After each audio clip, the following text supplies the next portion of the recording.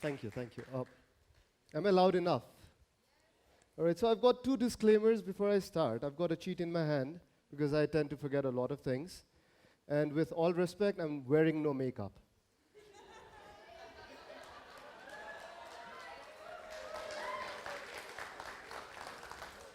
Um,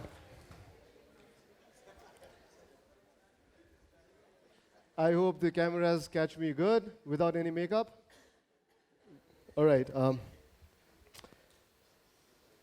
Have you ever had a dream? Did you want something really bad?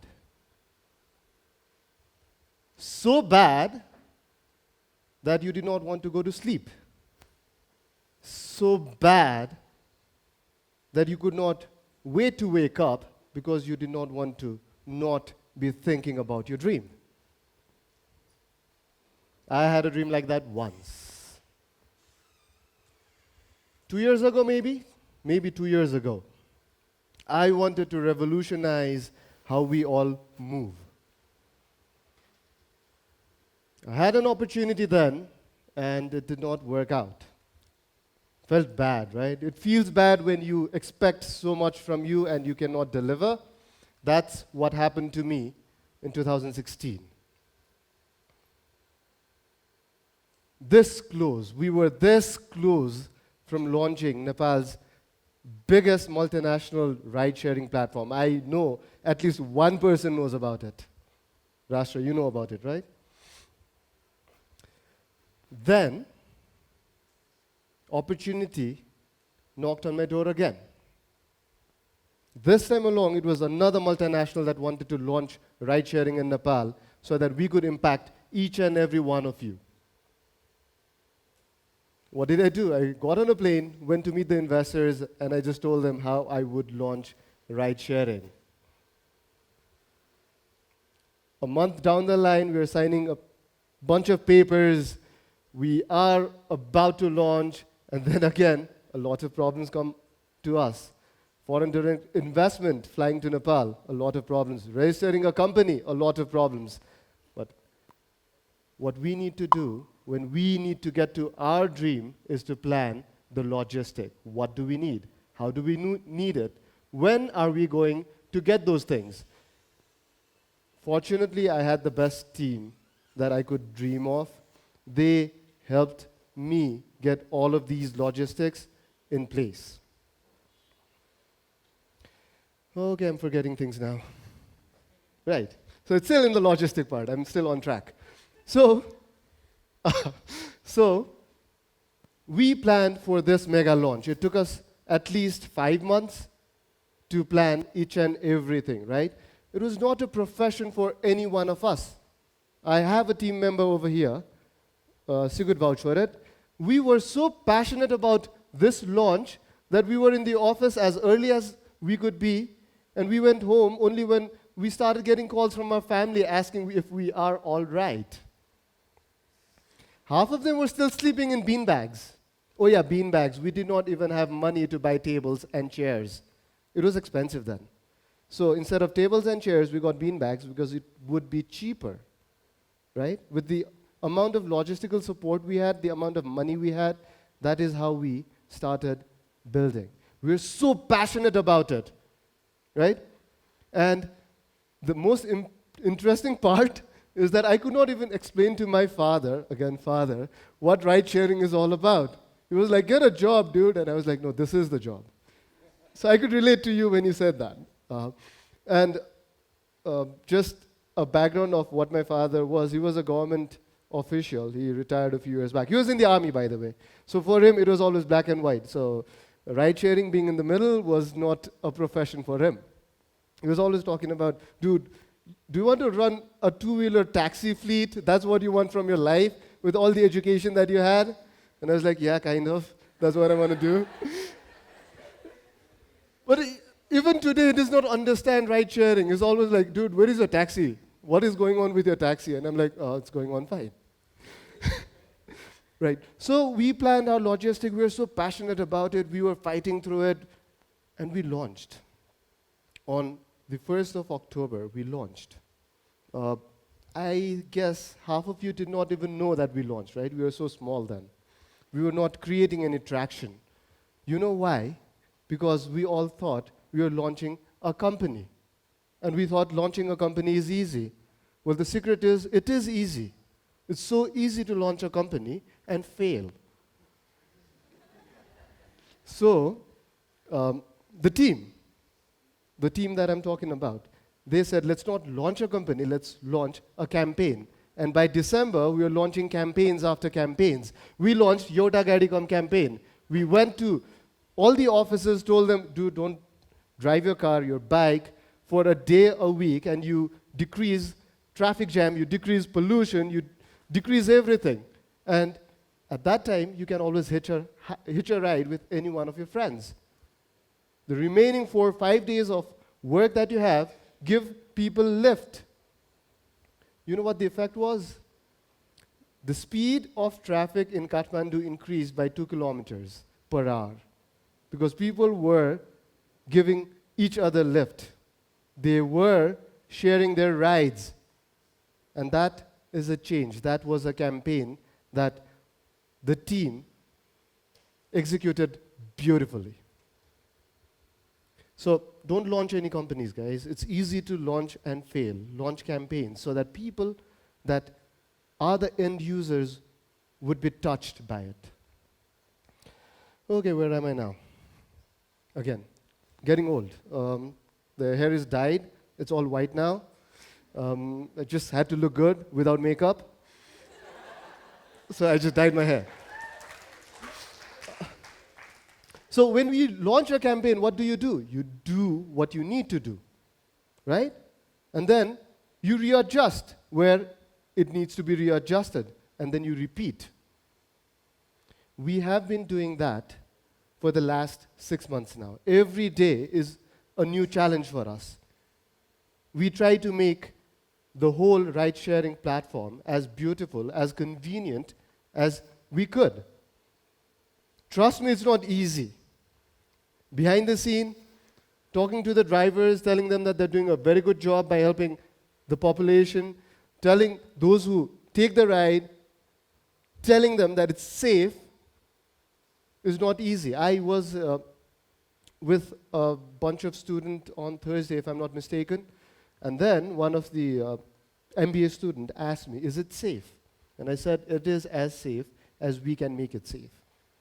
And then she asked me, what if the rider is not very good?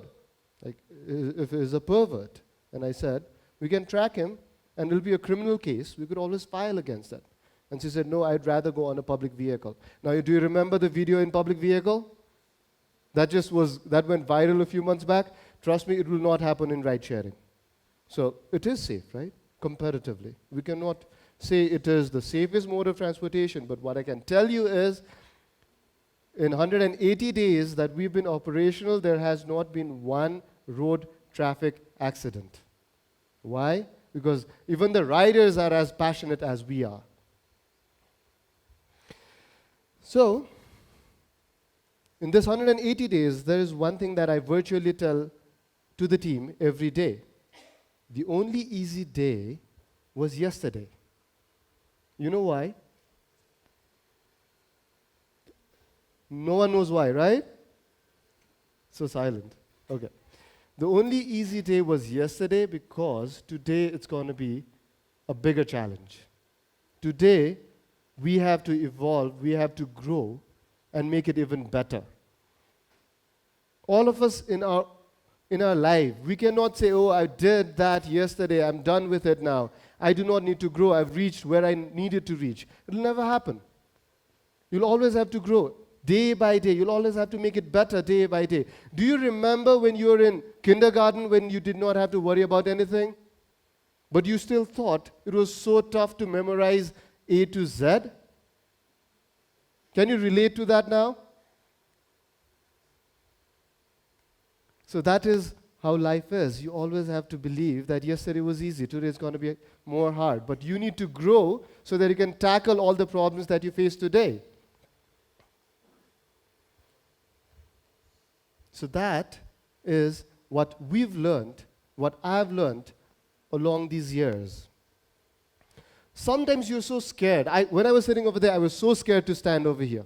Trust me, I was shivering. And I think at least 5 of you asked me if I was scared. I was really, really, really scared. Because you've got some of the best speakers with the best stories to tell you. And I did not have one. I was writing down what I needed to say just over there. I was not even prepared. The only thing that I knew was I was not wearing any makeup.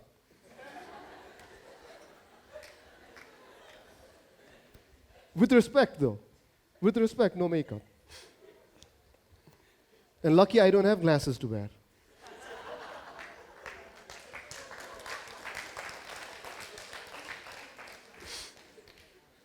Oh, I can see all the smiles with people with glasses right now. They love it. Right? So, yeah, I was so scared over there. Then I took a step back. Then I realized what I needed to say. I needed to tell you the story that I went through in the last 2 years. Not how pathetic I was and how good I am, but what struggle we faced. Right? So there's something called a TED Talk cliche, where you say that you were really bad, then you worked hard, and you became really good. I just wanted to avoid that. I was not bad 2 years back, I was good. But maybe after 2 years' worth of hard work, I might get better.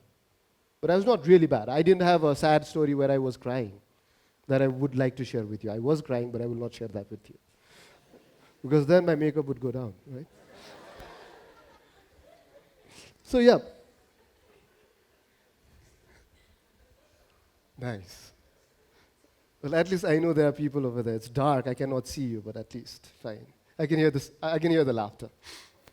So, yep, I, over there, had to take a step back and reflect on what I needed to say. I was just scribbling down what I wanted to say, and that's the cheat over here.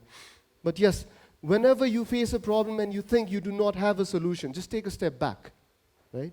One thing that I used to do that I don't do anymore is to take pictures. I used to be a photographer, hobby-wise, right? Then what I realize is whenever you're zooming in, you don't get the whole picture. You only focus on the goal or the thing that you want to see.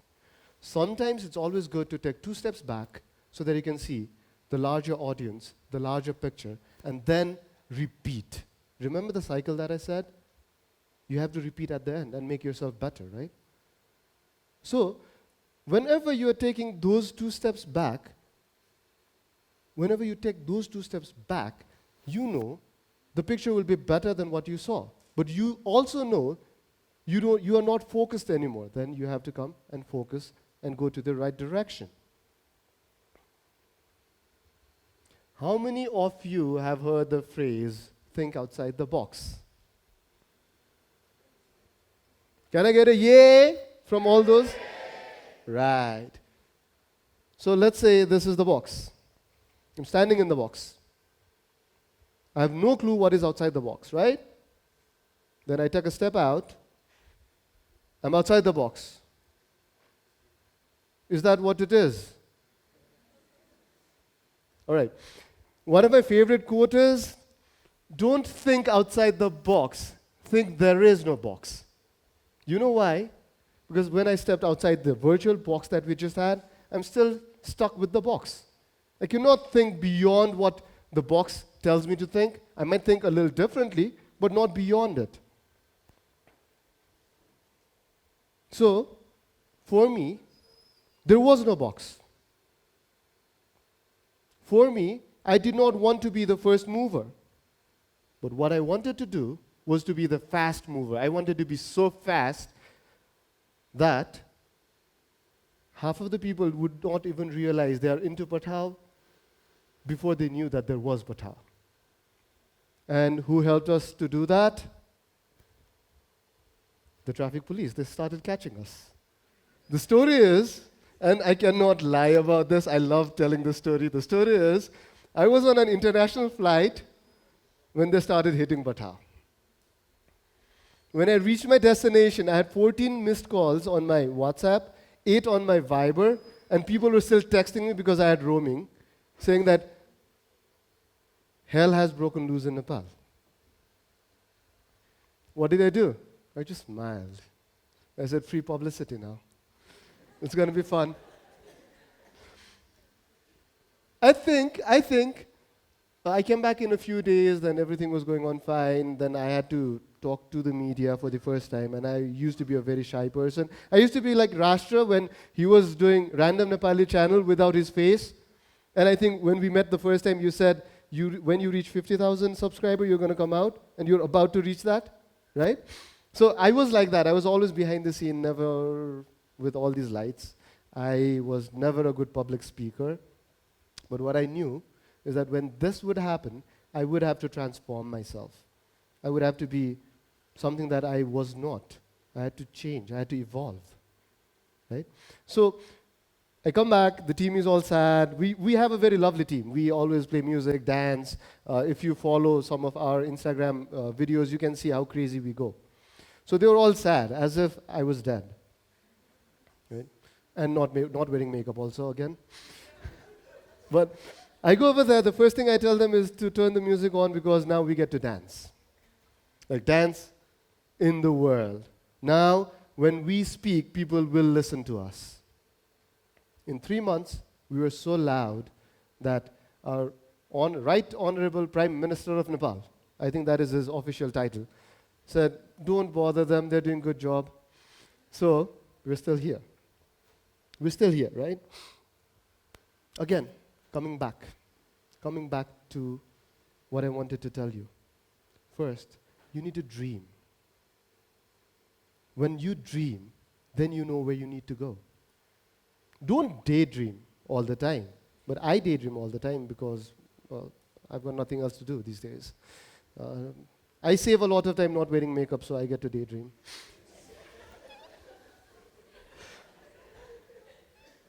So, dream. Make it your passion. Make it your passion so that you can get over there and receive it. And then you have to measure your success, right? You know how I would measure my success? Because I'm getting emails from those people that were my worst enemies that they would murder me for, saying that, can we forget the past and be best friends now? Seriously. So that way, you know you're doing something good because people want to be your friends. But the matrix that I would suggest you to hold on to and then measure your success is when your teachers would be in front of you listening to your lecture. That is when you're successful. So dream for that day. Thank you.